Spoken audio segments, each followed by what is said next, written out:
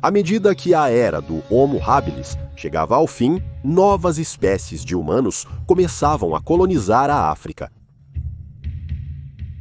É estranho imaginar viver em um mundo com várias espécies de humanos, mas durante grande parte da época Pleistocena, da era Cenozoica, era exatamente isso que estava acontecendo.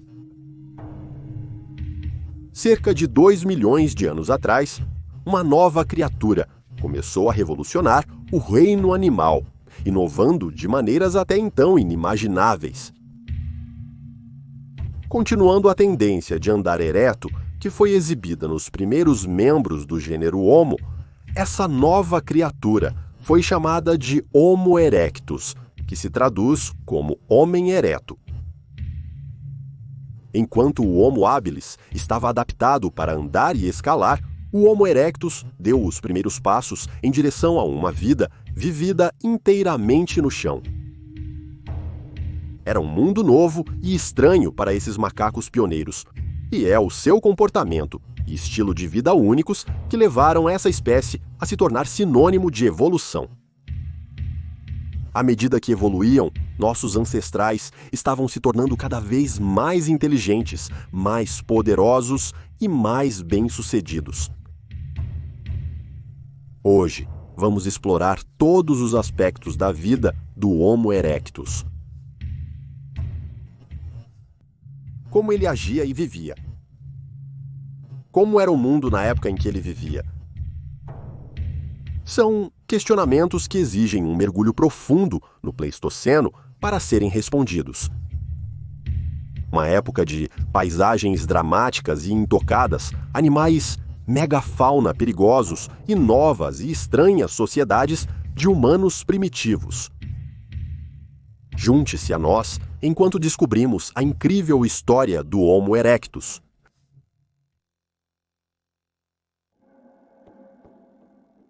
Como cobrimos em vídeos anteriores, o Homo habilis, uma espécie que precedeu o Homo erectus, provavelmente pareceria deslocado se você vestisse um indivíduo com roupas modernas e pedisse para ele caminhar pela rua. Com o corpo peludo de macaco e os braços longos, você provavelmente reconheceria que este indivíduo não é da espécie Homo sapiens. Contudo, talvez não se possa afirmar o mesmo sobre o Homo erectus. Embora mais peludo que um homem moderno, a forma geral de um ser humano foi dominada pela evolução na forma do Homo erectus. Como o nome sugere, esse hominídeo caminhava ereto de uma maneira muito semelhante aos humanos modernos.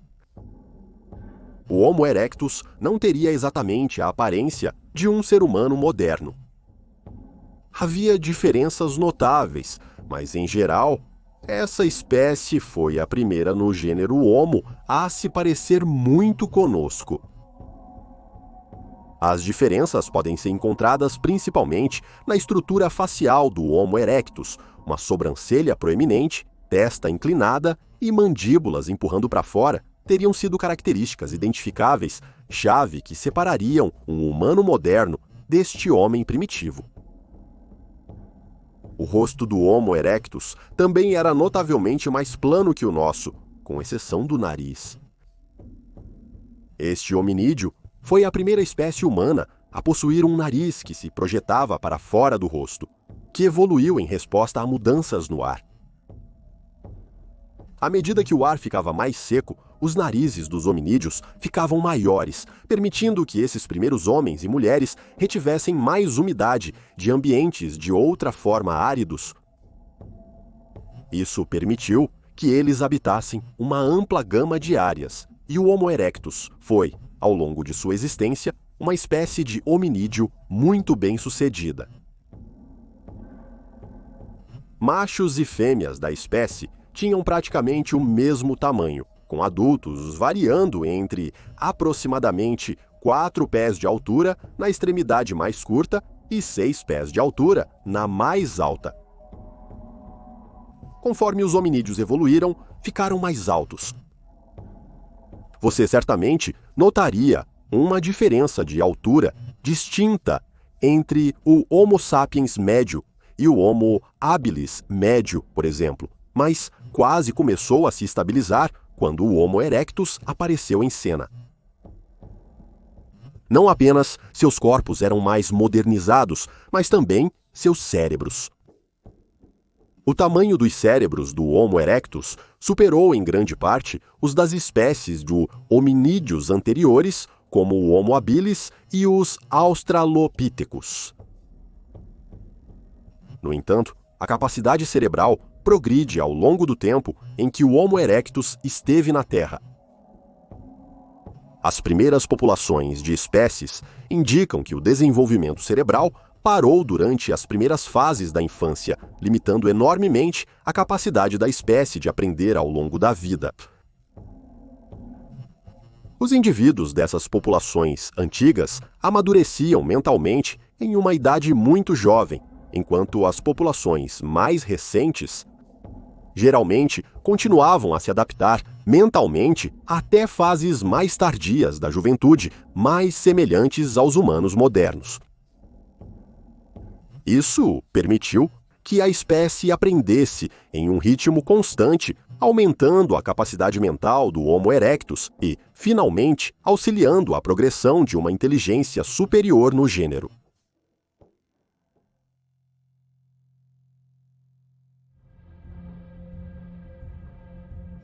Existe uma dúvida se o Homo erectus pode ter surgido de uma população de Homo habilis, cerca de 2 milhões de anos atrás, mas há evidências de que as duas espécies coexistiram, pelo menos por um curto período, na escala geológica da época Pleistocena.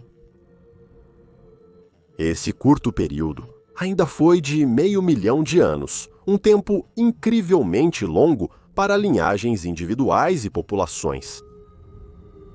O que parece mais possível é a teoria corrente de que uma população particular de Homo habilis pode ter se isolado por uma barreira geográfica física na África. Talvez fosse algum tipo de terra inóspita, como uma via fluvial, cadeia de montanhas ou deserto.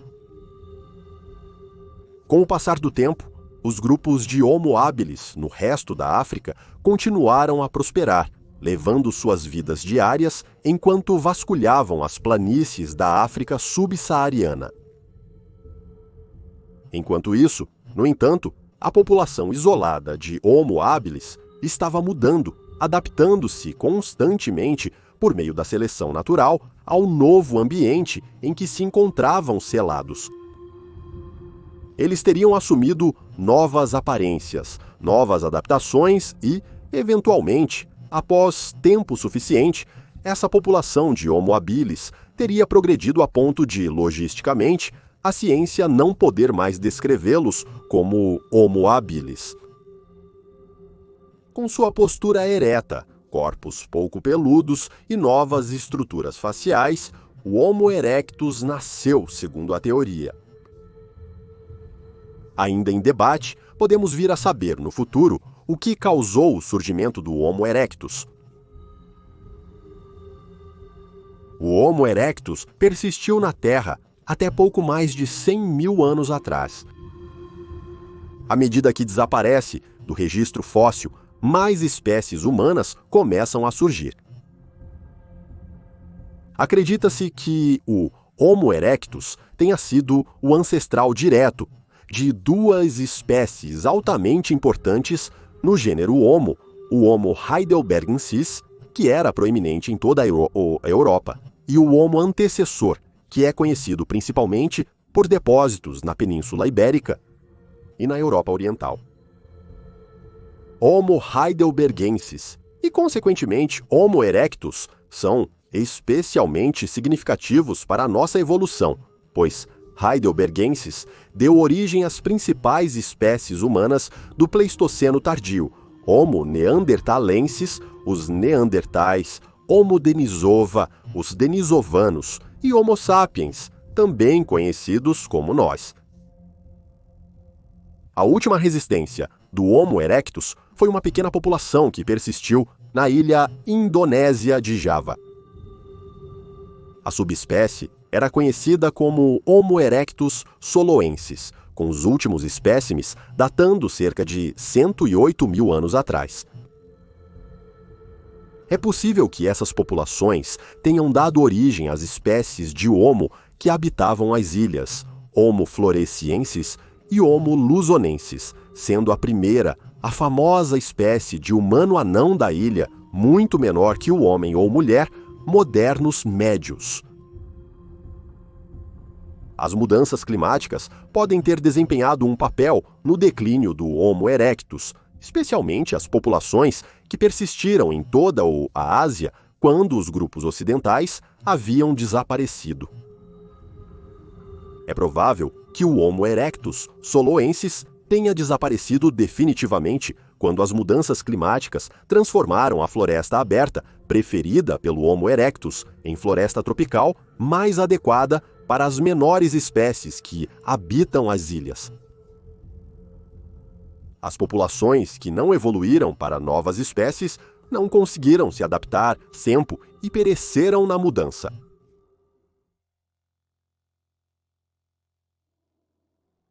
O Homo erectus é notavelmente a primeira espécie de hominídeo a se aventurar fora da África em um caminho para conquistar o mundo. Espécimes são encontrados em boa parte da Eurásia e África. Sabe-se que o continente africano abrigou enormes populações desses hominídeos, e fósseis são conhecidos de quase toda a África, com exceção da região do Saara Oriental.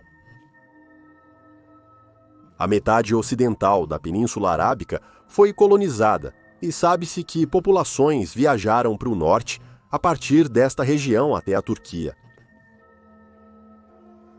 Alguns grupos de Homo erectus se dividiram enquanto viajavam para o norte e se mudaram para o sul, sudeste, leste da Ásia, com populações persistindo no Paquistão, Índia, Malásia, Indonésia, Tailândia, China e Península Coreana. Algumas populações até conseguiram se mover para o norte a partir da borda do que é agora Marrocos para a Europa, através da Península Ibérica, passando pela Espanha e Portugal para a Europa Ocidental. Indivíduos do Homo erectus são conhecidos da França, Inglaterra e do extremo sul da Itália, mostrando que essa espécie conseguiu se estender por toda a sua existência.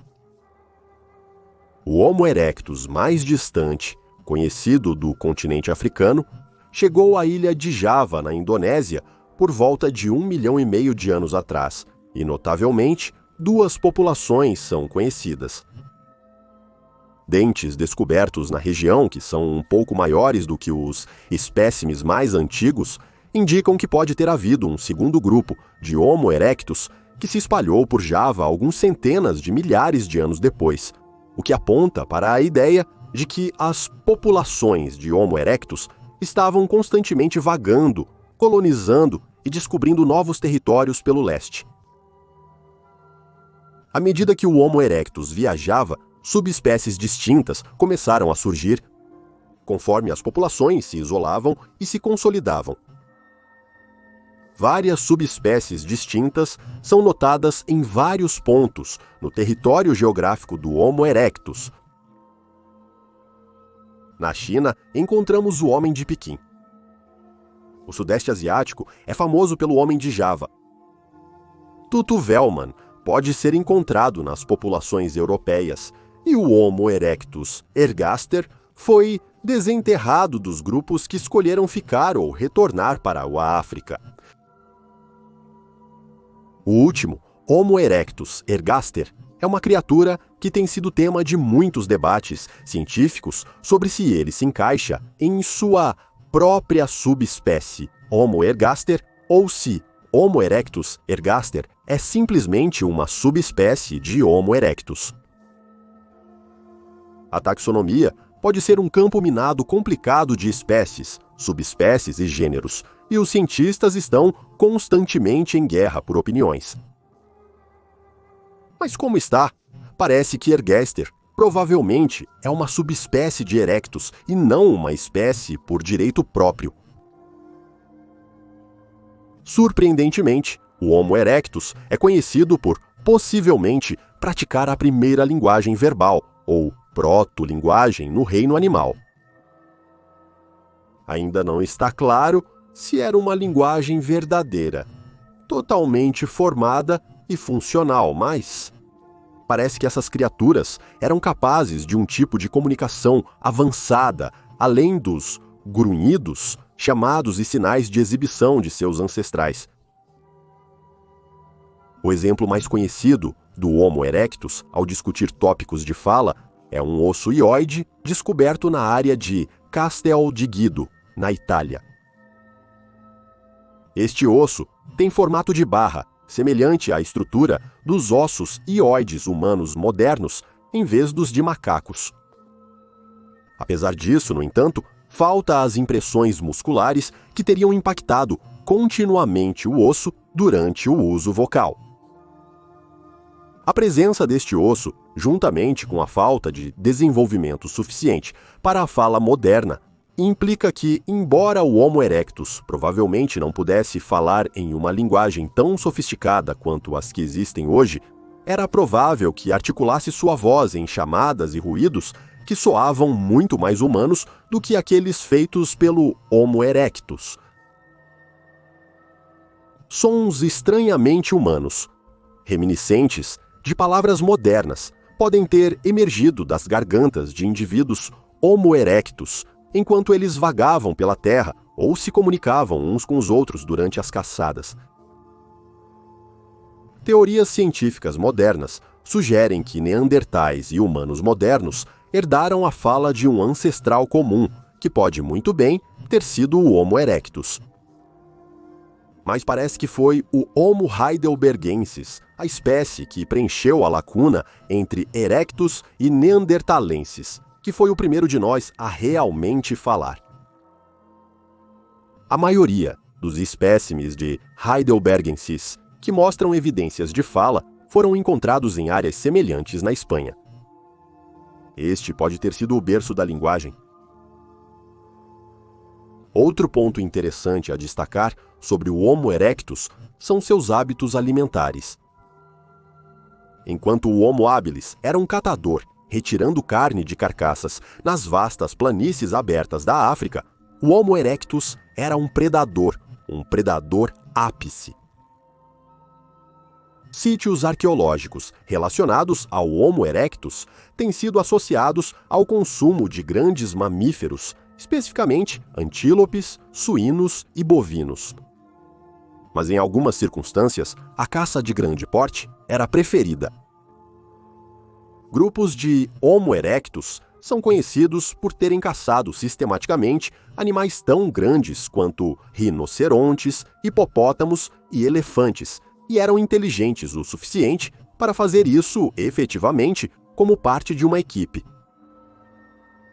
Eles também podem ter sido a primeira espécie humana a viver de uma dieta de caçador-coletor, pois populações de Homo erectus em Israel foram associadas ao consumo de mais de 50 tipos diferentes de frutas e vegetais, além de nozes e sementes.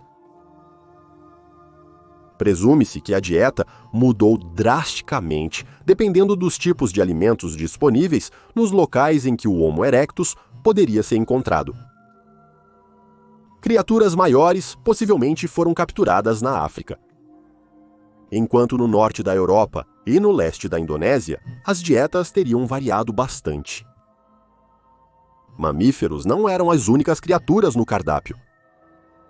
Restos de peixes, tartarugas, crocodilos e anfíbios também mostram sinais claros de predação pelo Homo erectus. Nossos ancestrais estavam, a partir deste ponto, começando a indicar que era a inteligência e não a força bruta que poderia levá-lo ao topo da cadeia alimentar.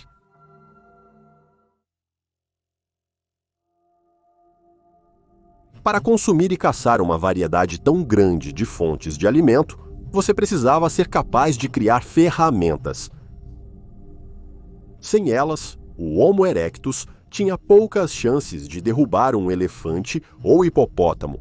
A indústria de ferramentas de pedra, a Sheolian, está mais intimamente associada a essa espécie humana, e o Homo erectus foi o primeiro de nossos ancestrais a adquirir armas mortais.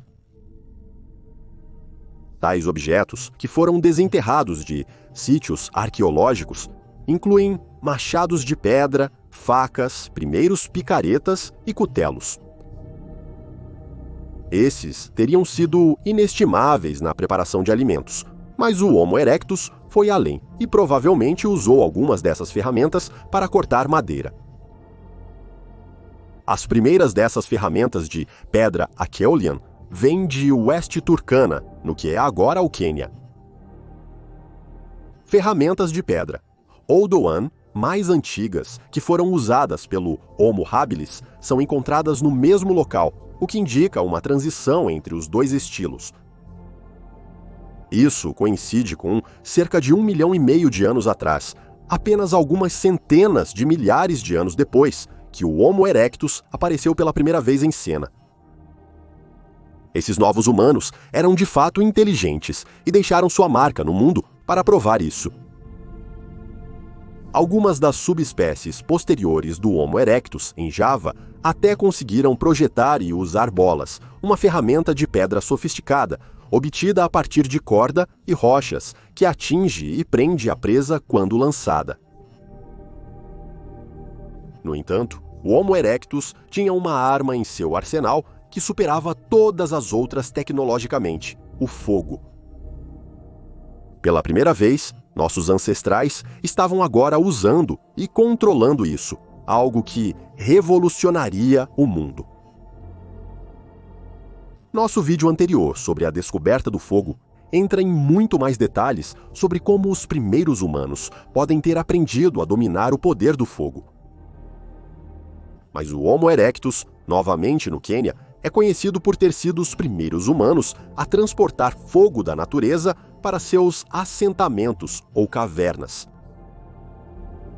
Ao descobrir quais materiais queimam mais devagar do que outros, bem como encontrar a maneira certa de bater nas pedras para criar uma faísca, o Homo erectus teria sido capaz de iniciar o fogo, não apenas usá-lo. Isso teria sido muito um sistema de tentativa e erro, onde a tecnologia foi perdida e ganha em locais e gerações várias vezes. Mas, eventualmente, por volta do final do período evolutivo do Homo erectus, o fogo no registro arqueológico humano parece ter sido uma constante. Ao se aquecer ao lado da fogueira neste inverno, você sabe a quem agradecer no final das contas. O fogo foi usado para muitos propósitos: calor, luz e talvez até mesmo entretenimento a princípio. Principalmente, porém, o fogo teria sido usado para fazer a primeira comida cozida. Ferramentas foram usadas para cortar ou processar alimentos duros, que eram então adicionados ao fogo para melhorar o sabor, aumentar o valor nutricional ou até mesmo para tornar alguns alimentos seguros para comer. Provavelmente, a tentativa e erro novamente desempenharam um grande papel na maneira como isso foi descoberto, mas o Homo erectus foi um dos primeiros chefes do gênero Homo. O Homo erectus não apenas dominou ferramentas avançadas e fogo, como também era conhecido por ter construído habitações básicas. Estruturas dispersas foram encontradas na África, embora os cientistas não tenham certeza de a qual espécie Homo estas devem ser atribuídas. Ao nos aventurarmos para o norte, na Europa, podemos ver exemplos de abrigos básicos no que é agora a Alemanha e França, bem como na República Tcheca. Medindo cerca de 3 metros por 4 metros e aproximadamente 2 metros de altura, essas eram moradias muito simples, feitas manipulando galhos para formar um telhado que se apoiava em galhos adicionais que atuavam como suportes ou postes. Esses suportes eram encaixados em um composto de rochas e lama na base, que formavam um tipo de construção muito básico. Essas podem ter sido usadas como bases temporárias no inverno para proteger o Homo erectus da neve e chuva intensas. O Homo erectus até recebe crédito por formar os primeiros exemplos de arte ou atividade ritual. Sabe-se que indivíduos coletaram intencionalmente ocre vermelho, que pode ou não ter sido usado como pintura corporal em atividades sociais ou de caça. Na área de Zhoukoudian, na China, onde o homem de Pequim estava evoluindo, foram encontrados locais que indicam crânios de Homo erectus que foram esmagados, possivelmente por membros da mesma espécie. Não há evidências suficientes para provar exatamente o que aconteceu, mas alguns cientistas apresentaram a ideia de que esses indivíduos foram intencionalmente mortos, a fim de consumir os cérebros das vítimas. O que pintaria um começo macabro para um possível sistema de crenças ou comportamento ritualístico. Também é possível que animais necrófagos possam ter contribuído para isso, mas os cientistas ainda estão em debate. Em termos de sua arte, o Homo erectus é creditado com a primeira escultura de uma figura humana. A Vênus de Tantã, com cerca de 500 mil anos, foi criada por um indivíduo erectus, no que é agora Marrocos, mostrando que a espécie tinha algum entendimento de autoconsciência ou criatividade. Se é um autorretrato, uma escultura de um amigo ou de um poder superior percebido, é desconhecido.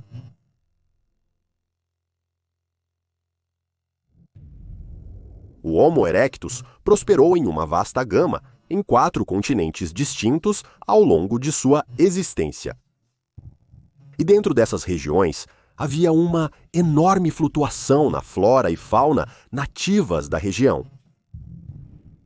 O primeiro Homo erectus evoluiu nas planícies abertas da África e, à medida que se espalhavam para diferentes continentes, teriam encontrado ambientes novos e estranhos, desconhecidos para eles. No norte, eles teriam encontrado o poderoso deserto do Saara antes de chegar às costas do norte da África e do Mediterrâneo. Regiões mais frias, montanhosas ou florestais os aguardariam em todo o continente europeu ao norte, enquanto florestas tropicais e florestas abertas permitiriam que eles prosperassem mais ao sul na África. Ao se aventurarem para o leste, eles teriam encontrado florestas tropicais úmidas e mais florestas abertas, bem como vastas planícies, áreas úmidas e costas no subcontinente indiano. Regiões montanhosas teriam se aberto para eles no sul da China, e arquipélagos e áreas úmidas ribeirinhas teriam sido atravessados no sudeste asiático. Nesses ambientes, uma série de novas criaturas estavam evoluindo que forneciam tanto alimento quanto grandes ameaças aos nossos ancestrais Homo erectus. Na África, uma terra de estranhos herbívoros gigantes e mortíferos carnívoros felinos, nossos ancestrais estariam em um estado de perigo quase constante. Elefantes, como o Paleoloxodon, teriam vagado por essas planícies. Uma das espécies de fato caçadas por esses humanos primitivos. Espécies agora extintas de animais modernos também teriam sido abundantes. Cavalos, antílopes, hipopótamos, rinocerontes e até alguns ancestrais pré-históricos da girafa. No entanto, outras criaturas africanas eram um pouco menos reconhecíveis. No entanto, nossos ancestrais podem ter caçado pequenos rebanhos de Coplicorus, uma espécie de porco estranho que vive na floresta, semelhante aos porcos do Rio Vermelho dos dias atuais. Abundante no Oligoceno e Mioceno, o Ancylotérium era um grande herbívoro bizarro que possivelmente estaria no cardápio de algumas das primeiras populações de Homo erectus. Um grande perigo nas planícies da África para nossos primeiros ancestrais teria sido o grande gato, Homo therium.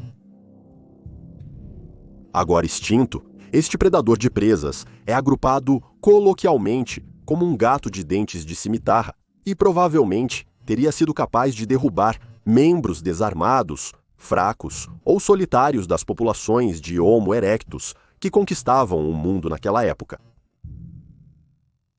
Viajando para o norte, através da Península Ibérica, uma série de outras criaturas teriam sido encontradas. Vastas populações intocadas de cervos correriam pelos campos e pelas florestas desta nova terra, talvez perseguidos por lobos ou outros predadores. A Europa, do ponto de vista da paisagem, pode não ter parecido muito diferente de como é agora. Mas várias criaturas estranhas se juntaram ao Homo erectus nesta terra. Castores gigantes, como o Trogontherium, teriam feito suas casas ao longo dos cursos de água e lagos encontrados por nossos ancestrais enquanto ocorriam ataques ocasionais do grande Mastelid Anidristus. Essas grandes criaturas parecidas com texugos de mel seriam, na melhor das hipóteses, um incômodo, mas poderiam ter sido mortais para membros jovens ou doentes do grupo. A existência do famoso e poderoso rinoceronte lanoso, ou Coelodonta, também coincide com a chegada do Homo erectus na Europa. É altamente possível que alguns de nossos primeiros pioneiros europeus possam ter cruzado olhares com essas criaturas majestosas na planície aberta.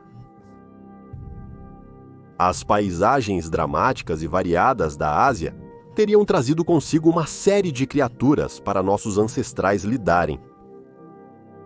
Cervos, antílopes, suínos, gado e ovelhas teriam sido dispersos com a presença mais mortal de leopardos, tigres e cães selvagens que teriam se mostrado uma grande ameaça para os primeiros colonizadores nessas regiões.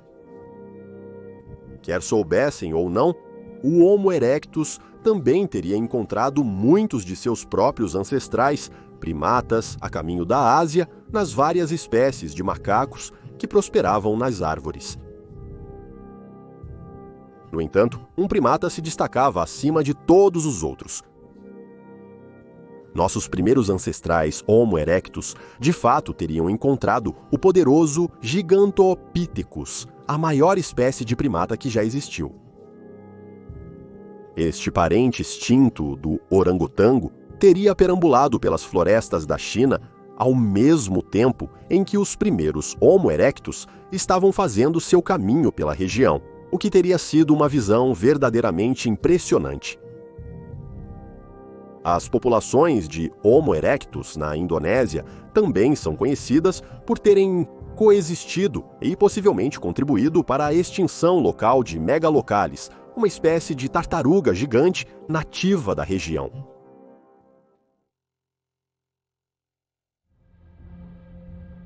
Não há dúvida de que o advento do Homo erectus marca o ponto no tempo em que nossos ancestrais se tornaram visivelmente reconhecíveis como humanos. Homo habilis e até mesmo os australopitecos, que os precederam, eram de fato semelhantes.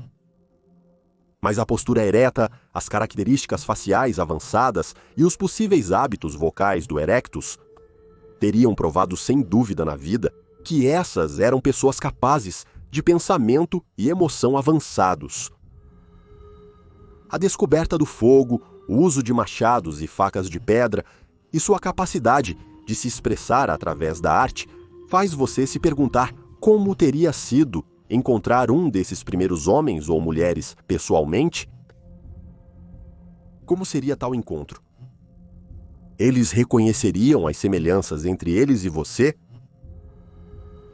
Dado o tempo suficiente, você poderia conhecê-los ou até mesmo se comunicar? Essas são perguntas que, infelizmente, talvez nunca possamos responder. Mas através de um persistente trabalho arqueológico e estudo, podemos ser capazes de pintar uma imagem mais clara de como esses primeiros hominídeos viviam suas vidas. Até hoje temos muito a agradecer a eles Aqueles de vocês que assistiram ao nosso vídeo sobre a descoberta do fogo saberão quantas invenções modernas dependiam da descoberta do fogo todos esses anos atrás. No final das contas, este vídeo não existiria se não fosse pelo primeiro Homo erectus a inovar da maneira que fizeram. Nossos ancestrais podem estar há muito tempo desaparecidos, mas estão vivos e bem em nossa tecnologia moderna e modos de vida, mesmo que não seja totalmente óbvio à primeira vista.